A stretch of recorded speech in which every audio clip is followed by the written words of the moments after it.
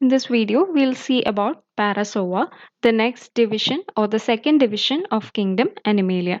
Speaking about Parasaur, it's a group of lowly organized animals because they have a low level of organization. It is characterized by the presence of internal canals and absence of digestive cavity and tissues. Since they are an aggregation of cells, they do not possess any specialized tissue like arrangement. Their body consists of just an aggregation of cell, and they do not have digestive system. Instead, they have many internal canal like systems. And as we have seen, Parazoa contains phylum Porifera as well as phylum Placozoa, and Placozoa contains certain amoeba like animals, whereas Porifera consists of sponges. And let's see what are the salient features of phylum Placozoa first.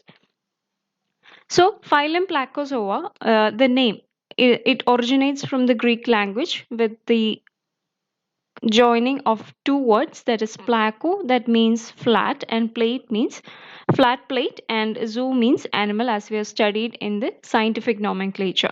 So they are primitive form of invertebrates, and they are have the simplest structure of all the non-parasitic multicellular animals or metazoans. The defining characters of placozoans are the following: they are multicellular, they possess, their body possesses more than one cell, hence they are multicellular, and they have an amorphous structure, like since they are just an aggregation without any specific fashion of arrangement, it can be said as amorphous. Then they are mobile, which means that they can move around. They are flagellated also, so with the help of flagella they can move around, hence they are mobile. And they lack body cavity. They are very simple and they do not have body cavity. The digestive system is absent, and also nervous system is absent. Then their body entirely is divided into two layers of epithelial cells, or their body are made up of two layers of epithelial cells, and they are widely distributed and relatively common in warm marine environment. They are common in marine environment which are very warm. They are free living metazoans and characterized by a unique body plan.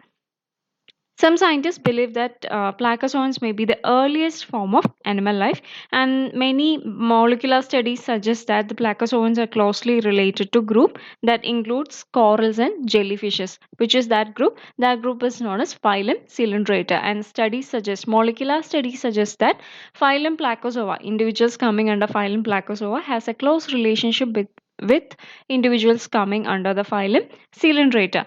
Now let's see what are the salient features of organisms coming under phylum Placozoa. And the first is about their body. The small phylum contains only one known species of amoeba-like animal known as Trichoplax. So it solely consists of only a single um,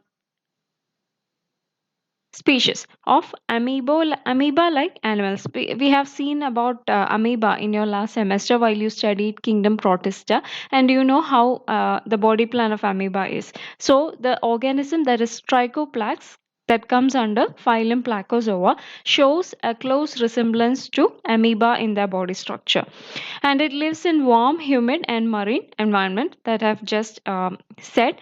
And the next is it manifests no definite shape or symmetry. The body is highly asymmetric since it does not possess any tissue arrangement, and it is only formed of many different cells. It does not possess any kind of symmetry or shape, and it has a flattened thin plate like body composed of thousands of cells. So it has a flattened body, and from that the name originates, Placozoa. Then it has no distinct tissues or organs but have three cellular layers. The two layers are epithelial cells, and they are covered by cilia at the top and bottom. And between these layers is a fiber syncytium. So basically, you can think of it as a sandwich. The topmost and the bottommost layers are known as epithelial cell, and between these two layers, a single layer is formed that is known as fiber syncytium. Syncytium refers to a condition where numerous nuclei are present inside a single cell. So that condition is known as syncytium. Then trichoplasts feed on other protists algae and rotifers. Rotifers belong to minor phyla, and they are also an invertebrate. They are also invertebrates, and also trichoplax feed on protists and other algae. Then they have the smallest amount of DNA ever measured for any type of animal. Uh, then, speaking about their reproduction, that is sexual reproduction, and also they exhibit binary fission or budding. Then it has the ability to regenerate.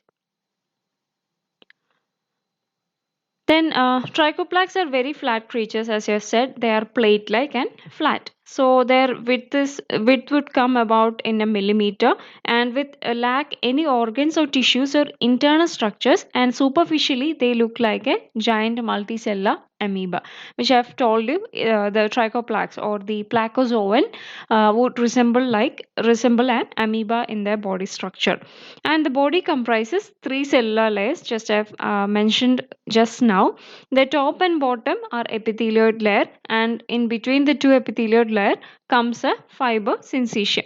And the fiber syncytium is a liquid filled cavity, and it contains star-like fibers.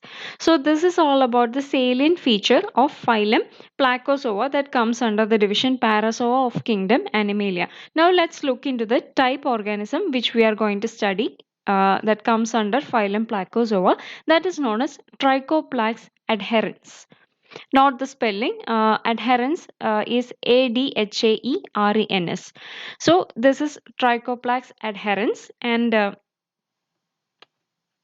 you can see the structure here. This is a schematic diagrammatic representation, and this figure here in the right side represents how a trichoplax adherens would look under a microscope in real life conditions. So trichoplax adherens is one of the very few representatives of Placozoa, as I've said, and they are found in warm marine habitats, and they are also grown in marine aquariums. So it was discovered in 1883 by the German zoologist Franz Eliot, and a specific epithet adherens. This particular word comes from Latin, and adherent means reflecting its tendency to stick to glass slides and pipettes. So adherent or adhesive, we know what an adhesive is. It's something that we use to stick things. So the trichoplax has a unique property of adhering to the glasswares in which they are taken, like glass slides or pipette. So hence this species is named as Trichoplax adherens. Then Trichoplax is a basal metazoan, less closely related to all other animals, including sponges.